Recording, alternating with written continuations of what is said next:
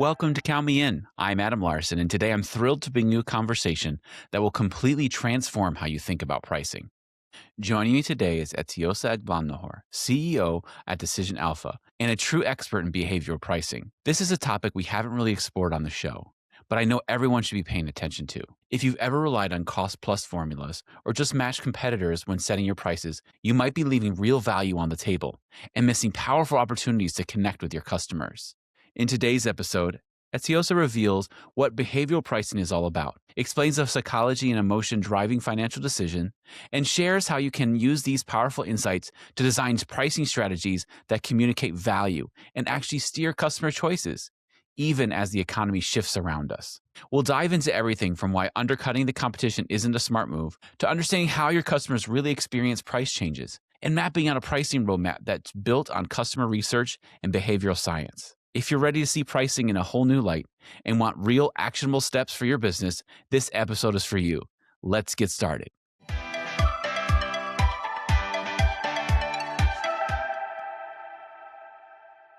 Well, Etiosa, I thank you so much for coming on the podcast. I'm glad to have you on here, and I'm excited to talk about a topic we haven't really talked about, which is behavioral pricing. And that's something that, I have to be honest, a lot of folks in our audience probably haven't heard about or talked about, the psychology side of it. And I was figuring we could start with maybe, what is behavioral pricing? Yep, and thank you for having me, Adam. I'm looking forward to the conversation.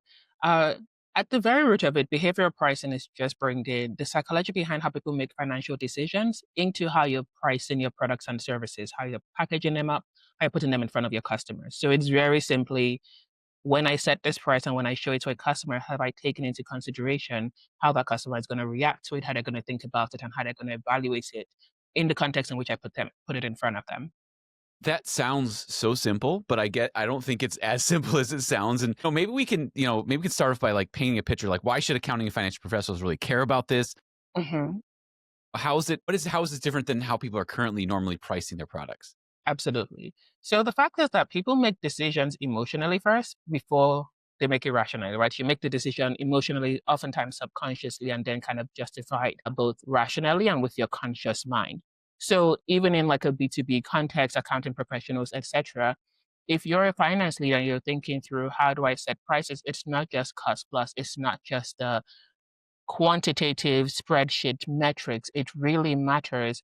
How is the ultimate end user, how's the ultimate customer going to think about and interact with this price? Because your spreadsheet shows an aggregate. It shows your numbers, it shows your dollars, it shows and it also has assumptions baked into it. When we talk about behavioral pricing, what we're saying is like, let's get down to the root of we know people aren't making decisions in the way with the spreadsheets open in front of them. They're thinking through things from the emotional, from the psychological side. Let's bring that into beer as we're designing this price, right? Concrete example might look like we know that the order in which you put decisions in front of people, in which you put options in front of people, can influence what they choose. The number that they see first can also influence how much they end up paying for something, right? We make decisions relative to a reference point. What is the reference point that your customer holds for your product in general? And how do you position your product or service relative to that? All of those kinds of conversations around the psychology and the decision making is what we refer to as the behavioral side of pricing and is critical when you want to set prices that will really act as what we call a steering wheel, meaning like it's not just a simple profit engine. It helps to guide customer choice. It helps to navigate or steer past competitors. And then it also, yes, helps set the direction for the company. Yeah, I can imagine somebody's listening to this and saying, "Well, yeah, I just do my cost plus and everything's fine." I never let emotion get into that. And from what you're saying is like whether we like it or not, emotion's going to be a part of the conversation. Absolutely. Emotions will be a part of the conversation, but also assumptions go into our models as well, right? We have biases, we have heuristics, and heuristics are just what we call decision-making shortcuts. So heuristic we might use might be we're going to assume that everything that happened last year is what's going to happen this year, and that goes into our cost plus assumptions when we're creating our cost plus model. Guess what happened this year? Completely random things, black swan events, things we could not predict. So what's happening Yeah. with cost plus now? Your models are all upside down.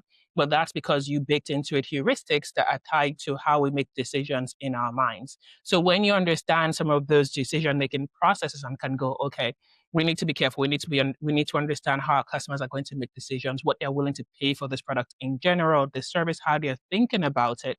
Then we use that to determine and define our pricing. It kind of protects you a little bit from some of the pitfalls of going through things without talking to the customer or thinking about things from their lens.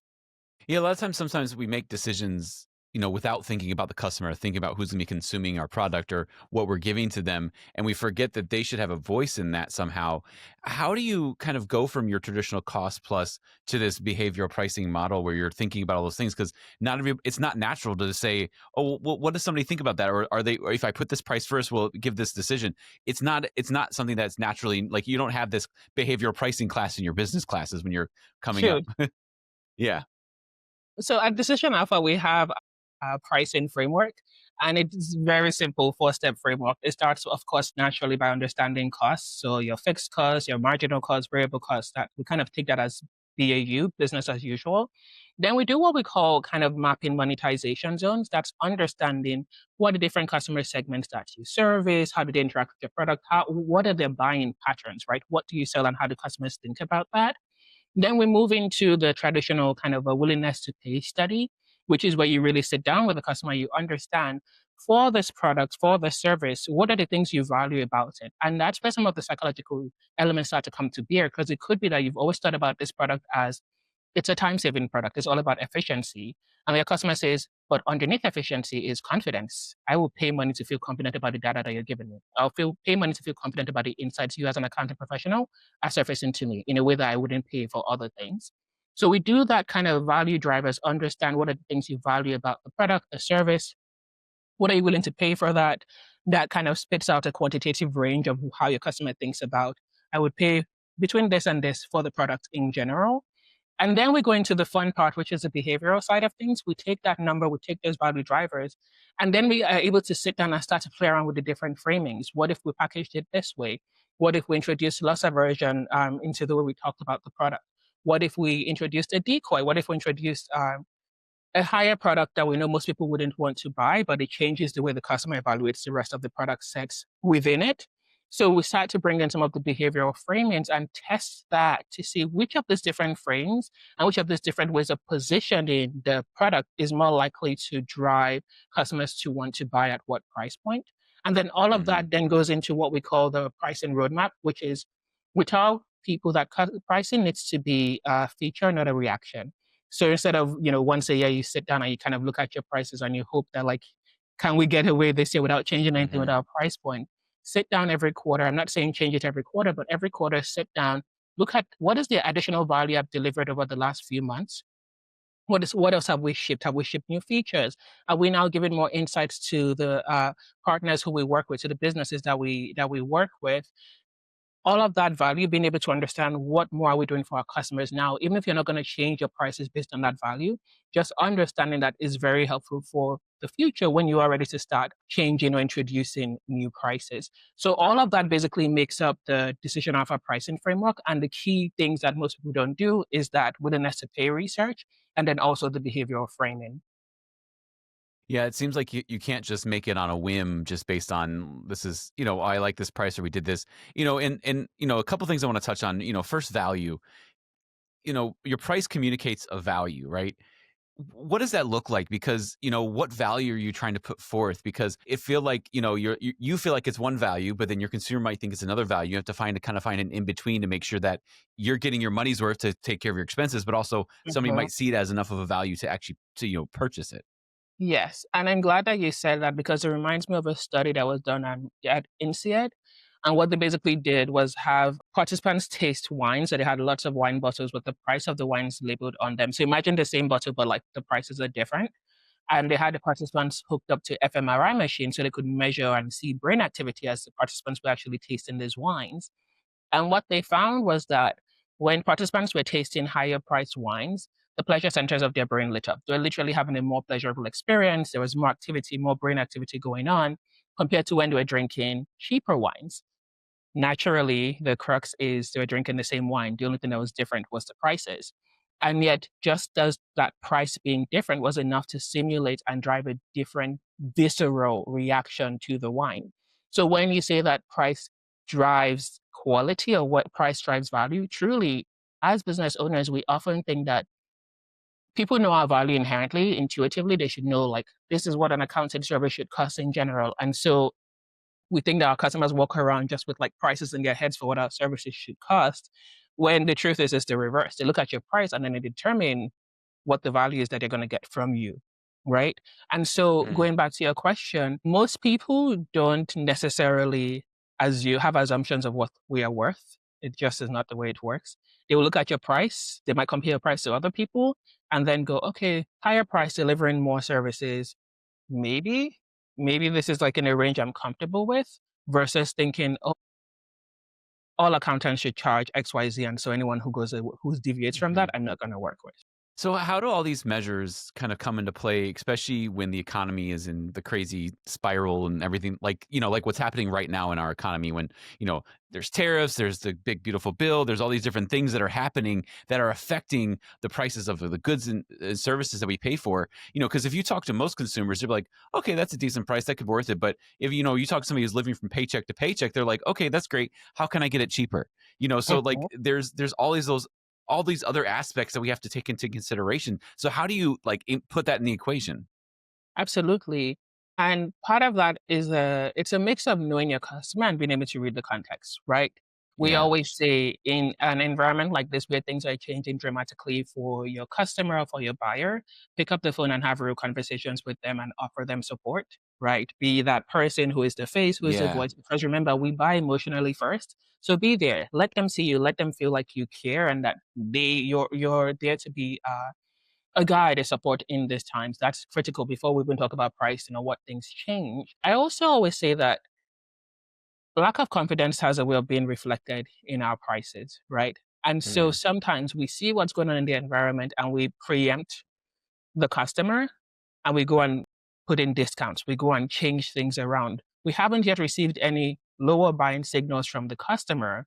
We're just preempting and mm, going, based on my lack of confidence, based on what I'm seeing in the environment, I'm going to go ahead and change my price and offer everybody discounts. Let start from the customer, have those conversations with the customers, and then you can go, okay, I know that things are changing. What is the value? How are you seeing what we're putting in front of you? Are you shopping around for like new products for new accountants? What does that look like? And then you might be able to understand or come out with, we're not going to change because for example, now we see a lot of people doing the price is the same, but the amount that they offer for the price is a little bit different, right? So mhm. they've held the line in terms of pricing, but the value is a little bit different that they're offering. You have to do the customer research. You have to have those conversations with customers to understand what is it I offer that's critical to you? What is it I offer that you really value? And what are you willing to pay for it now that things have changed? Is it still the same? Is it a little bit different? So continuing to do that customer research, continue to have those conversations with customers is critical, especially when things are changing dramatically. Yeah. And another thing, like we haven't really touched on too much, is like you look at your competitors and you say, "Oh, competitor has this price, they have this price. Let me go there. Let me go lower, or something like that." Like you see gas stations on one corner it's 352, and the other corner it's 349. See who's going where. But it just doesn't, based on everything you've been saying, it doesn't seem like that's a good move to go. It's not. I was having a conversation. I was at a VC event many months ago, and I was having a conversation with the founder. And a VC event is where, people are there who want money and people are there who have money and want profit. So it's like elevator pitches, kind of like swinging all Yeah. around the air. Um, and I was having a conversation with the founder about this, and she was basically describing this like incredible platform that she had built to help with like logistics and operations. And I asked, okay, what are you thinking about pricing it? Right? Every conversation goes back to pricing. Yeah. And she basically said, well, we're thinking about just what our competitors are doing and then undercut them by 10%, kind of gain market share, right? And I was horrified because don't ever do that. Don't do that. There's two reasons you don't want to copy what competitors are doing. The first one is you don't know if your competitor has made mistakes in their own pricing. You don't know if they're leaving value on the table because this conversation ultimately comes down to two things. One, we want to make sure that you don't leave any value on the table. You want to understand how much is a customer willing to pay for what you have to offer. how much of that can we recoup, right? We plant seeds, how much of the harvest do we get? That's the first one. The second one is then understanding how much making sure that of that value, we truly recoup the percentage that we know is possible for us to recoup. So coming back to it, you don't know how much of money your competitor is leaving on the table when you blindly copy their prices. You don't know if they've got like discounts baked in. You don't know if they're running a winner takes all kind of, we're going to lose some money for a long time. And then once we pushed everybody out of the market, we're going to raise the prices. We've seen a lot of big companies do that. You don't know Mhm. your competitor's strategy. You cannot assume that they're not making mistakes in their pricing. It could be they're leaving a lot of money on the table. And when you blindly follow them, you also then end up leaving a lot of money plus 10% on the table, right? The other thing is that oftentimes, and we see this with service firms, right? You're an accountant, you're a CPA, you're a bookkeeper, whatever. A lot of times our packages sound the same. We do Mhm. bookkeeping, we do forecasting, we do monthly lookbacks, whatever that looks like. But you might be saying, hey, I do forecasts and etc., or I help with taxes. And yet your package involves and delivers way more value. I don't just do taxes. I don't just do forecasts. I do look aheads. I provide insights. I'm basically a strategic advisor to everybody who works with me. Whereas your competitors truly only do the one thing that their package says it does. And yet, because your package is called the same thing, you assume that they're delivering as much value as you, right? So essentially, for the same price as your competitor who's only doing forecasts for $4,500 a month, you're doing 6 or 7 other things. You basically undercut your own pricing by copying your competitor's pricing.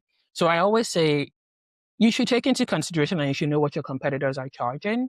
Absolutely. Know what they're charging, know what everybody else costs in your market, but that cannot become your anchor. You have to understand what are your own customers willing to pay for based on the value that you offer them.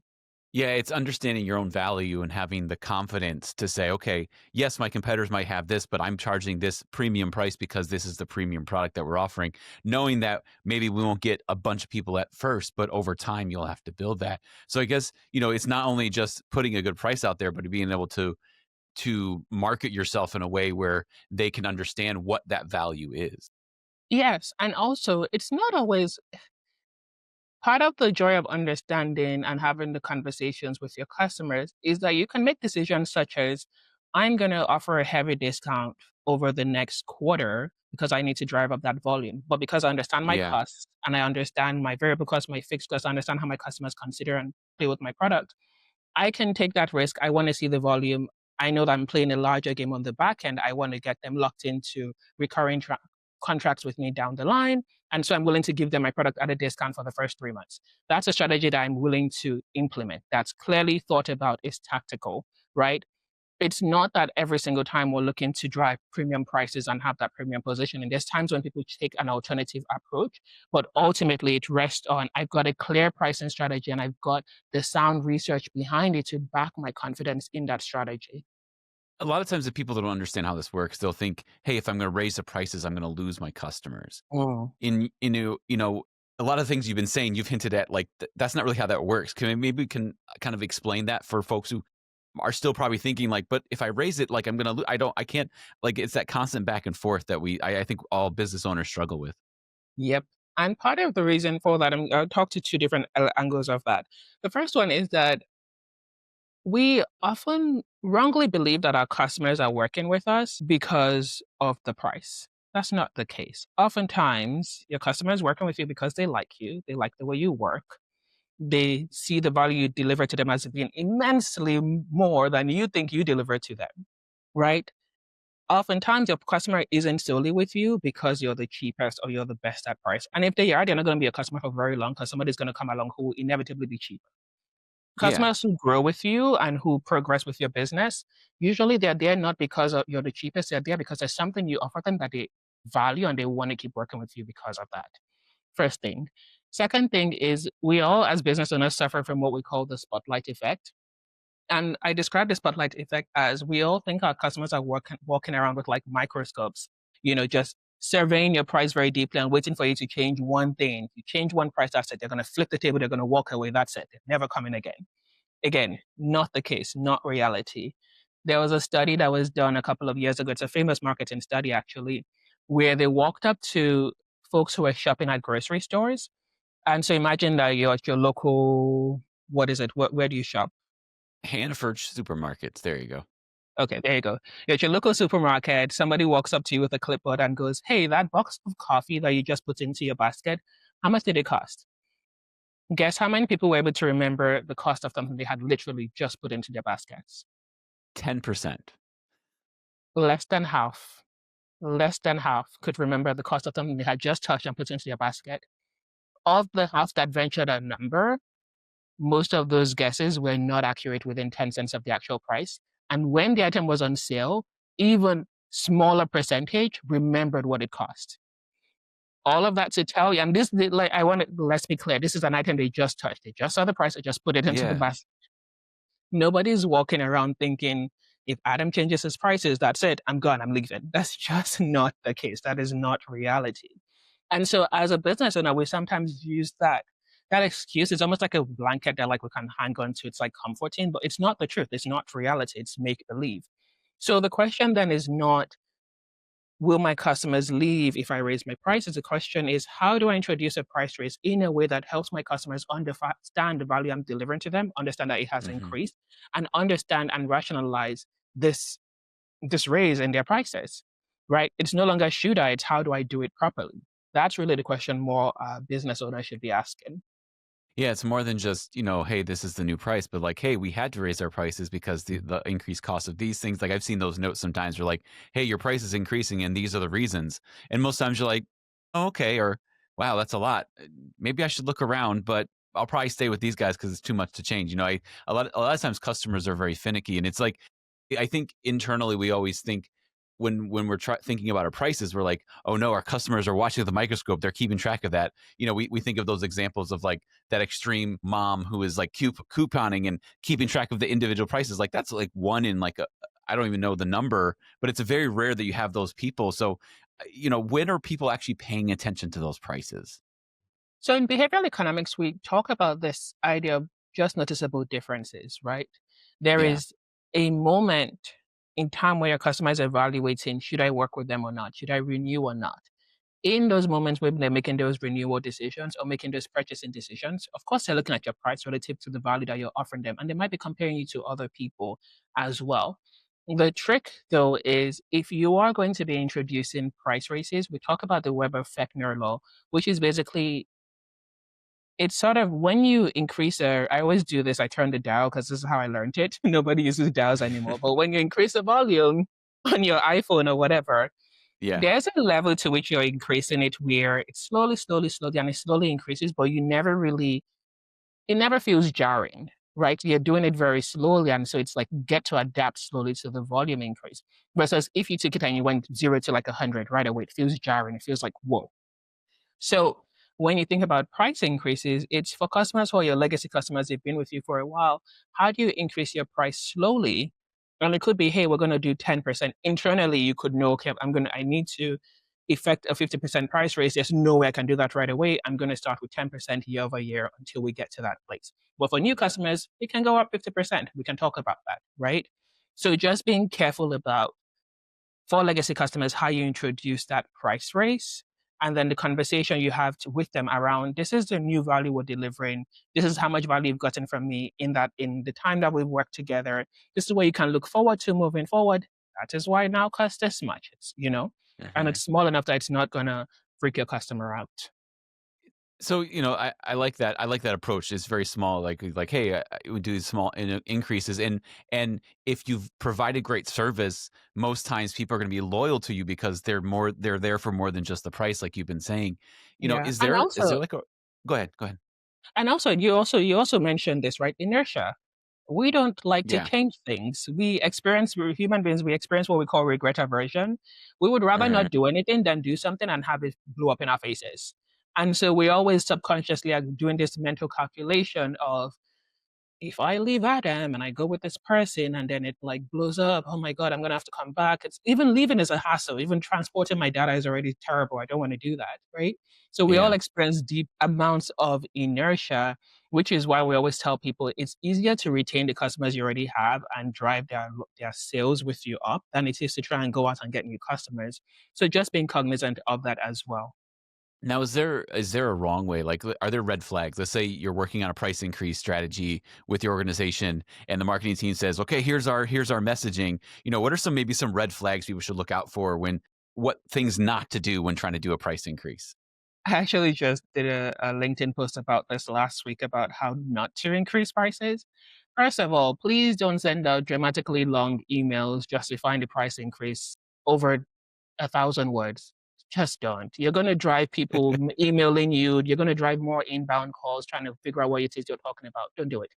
Be succinct. Tell them what's happening. Be clear about it. Second of all, you're raising your prices. You are not committing a crime. Stop apologizing so much. So apologetic, hand in your hand. Do you mind if we? I'm so sorry if we. This is a business exchange. They're getting a lot of value from you. You've done the research. You Mhm. can justify the price increase. Let's be clear. This is the value you've gotten from us so far. This is what you're going to continue to get from us. Here's why the price is increasing in this manner. So no really long emails, no like apologetic, we're so sorry, and etc. etc. It needs to be clear and concise. It needs to be precise. It needs to be simple enough that your customer can read it and understand how does this apply to me? What is changing for me? And when is it changing? And to the point of when is it changing, don't send an email out today announcing that prices are going up in 3 weeks. Give them a lot of time to adjust and to Yeah. get ready and to mentally prepare for the price increase as well. I like that. Yeah, I have gotten those emails where it's this long paragraph and you're like reading, you're like, okay, what's the point? Like, get to the point. You're like, okay, you scroll down and if you can't find it within 2 seconds, you've lost Yeah, their learning. our attention spans are not that long anymore. Everyone is very like, okay, tell me what I need to know, otherwise I'm scrolling, I'm moving Hmm. on. Yeah, there's certain people when I email them, I know I have to send it in bullet points. Like, hey, so and so, bullet one, bullet two, bullet three. That's all I need to send them. Because if I send them a paragraph, they're gonna miss it completely. I've become one of those bullet point people. I didn't mean to, but somehow I've become if it's a chunky, I'm not gonna do it. I'm so sorry. I'm not going to read it. I have been known to respond back to people saying, "Can you just send me a summary?" There's no way. There's absolutely no way I'm gonna. It's not gonna happen. I'm sorry. No. Yeah. So, Well, and I think with our focus being pulled so many different ways, so many people's jobs are putting more on them. There's more we have to mhm. do throughout the day. Consumers don't have the time to read a whole paragraph. Like when you like watch a YouTube video, so like, okay, guys, and they like spend 10 minutes in an intro. I'm like, you lost me. If you wanted to get me a good point, you should have said it like way back when. Like, I don't need a 10-minute introduction about what you're talking about. Yep. And what you were saying as well earlier about the economic situation that everybody is in now Yeah. to that point of people just being under more immense pressure than normal, where you as a business are saving people money in one way or another, like tell that.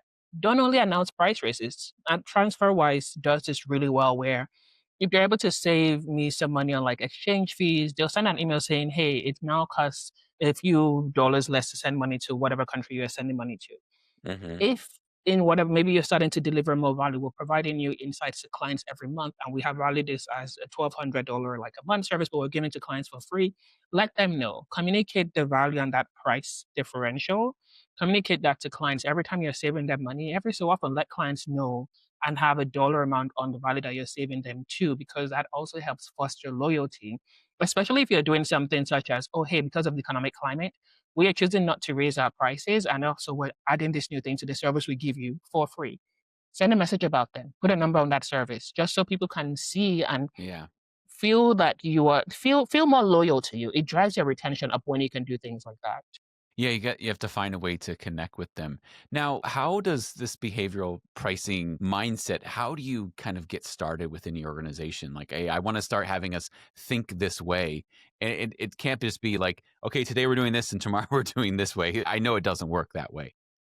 No, I like to start with two things. The first one is do a quick sanity check, right? Pull your last couple of deals and just ask yourself or ask the team, what was the pain we solved for this client? Let's be very clear about what was the value we delivered and how much did the client value that solution as? Not what is it that they paid to us, but what did they say the value of it was to us, right?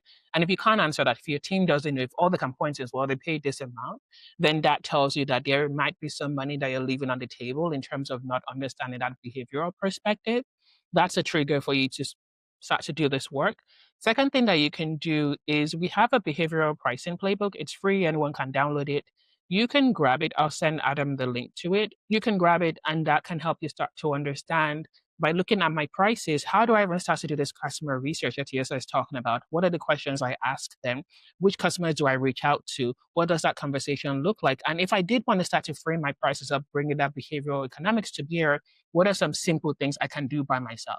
So the playbook will have some responses and some answers to those questions as well. That's awesome. Well, I encourage everybody to check out that link in the show notes to see that playbook and connect with Etiosa online as well, and link through LinkedIn or through her website. That will be in the show notes as well. So, Etinosa, thank you so much for coming on the podcast. This is a wonderful conversation. I've learned a lot. I hope our audience has learned a lot as well.